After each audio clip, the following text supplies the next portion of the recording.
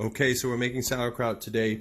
It's an awesome, healthy snack filled with probiotics, good gut bacteria to boost your immune system. So to start off, you're definitely going to need a super big jar.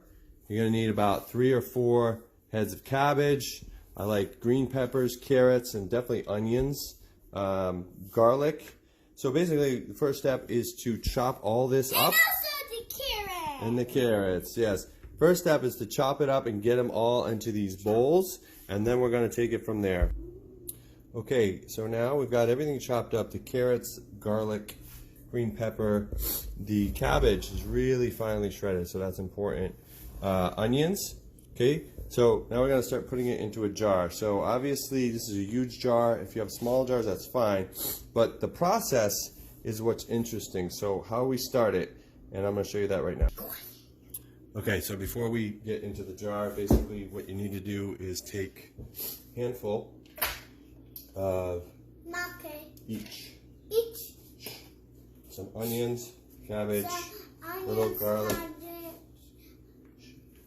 green pepper, carrot. Just get a little in there. So the other key ingredient is sea salt. So when you add a little sea salt, basically it accelerates the brine.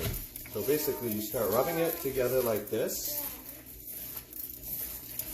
You rub it until it just becomes moist. And when it's really moist, you've basically created the brine effect where bacteria, healthy bacteria, is multiplied. And obviously this is the key to why sauerkraut is so healthy, to building your immune system and building the healthy gut bacteria we have in our intestines. Okay, so now it's a little moist and wet, so it's ready to put right into your jar. Basically, just put it in, and after you get this portion in, what's important is to pack it down. And I just use my hands to pack it down in the jar. So get that in there and really press it. And this is the key, because when everything is compacted in the jar, this is where the bacteria multiplies and really gets potent. So that's what you want to do. You want to keep filling it. So keep repeating that process. Insert into the bowl.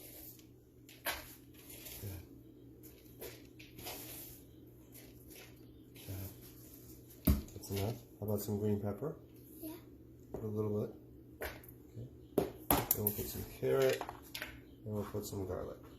Okay. So a little more salt. Yeah, And just rub it. Rub it together. That's enough. Okay. Can I have some of these? Just a little. No, don't put it in. A little bit. Just a little bit. Okay, so make sure you're really packing it in, packing it down, getting it tight. And this is what we're going to keep doing until we fill it all the way up. So just keep that process going. Just repeat.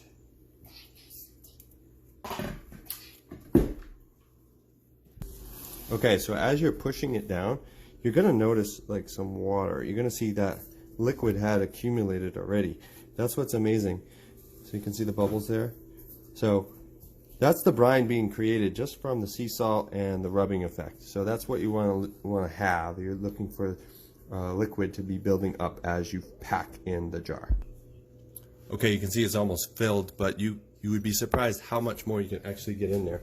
So, you know, I've been packing it, and you can use like a spoon, you can use your fingers, you can use like another small jar to really get it compacted, and you really want to do that. So keep focusing on getting it tight where there's no possibility for like air.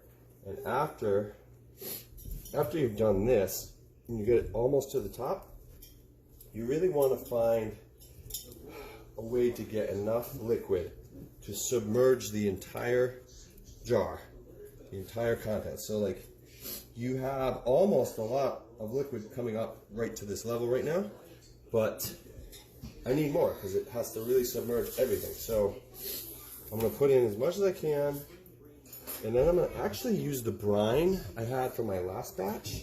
But if you don't have that, what you can just do is use sea salt in water and mix up like a few tablespoons of sea salt and water, and then you just pour it in. So let me just see. So here we go. I'm just adding the brine that I had from before. You can see. Let's see.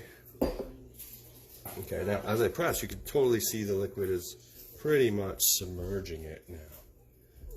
That's good, but I got a little more brine that I'll add in to make sure there's no doubt.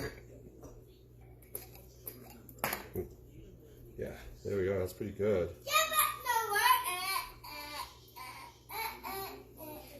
Okay, and last but not least, you know, when we were chopping up the cabbage, I left a leaf pristine pretty much, because what you want to do is be able to insert that in here to make sure there is no air that gets at your sauerkraut here. So you want to make sure that air does not hit your sauerkraut, and then just push that leaf in there. And this is good. This is good. So now I'm going to just cover it up and let it sit somewhere for about 3 weeks in, you know, not cold, not too hot temperature, where it will ferment. And then you try it in 3 weeks, and it should be strong, plenty strong, and that means the fermented process has worked, and there's plenty of good, healthy bacteria, where you can be eating this on a daily basis, a little bowl or so, that's really going to fill you up and boost your immune system. So again, you see the contents are completely submerged, so I'm just going to cap this off and tighten it up on this particular jar was made for this kind of thing, for fermenting foods, so it's ideal. And this is from Japan, so you might not find it, but I recommend maybe you find it online, or just any kind of jar would work. Just got to do the same thing over and over with the rest of your contents, but keep an extra leaf or two for however many jars you plan on filling. That's an essential tip at the end here. Okay, and lastly, here's the finished product, what it would look like. And this had been, I did this a couple of months back, but once it reaches a certain taste that you like, you can take it out from wherever you've hidden it. Like I said, you want to let it ferment for a good 3 to 4 weeks in a dark space, not too hot, not too cold. But once it gets to that perfect taste that you like, throw it in the fridge, and that will keep it from fermenting any further. Otherwise, as it ferments too much, it's really too strong of a taste.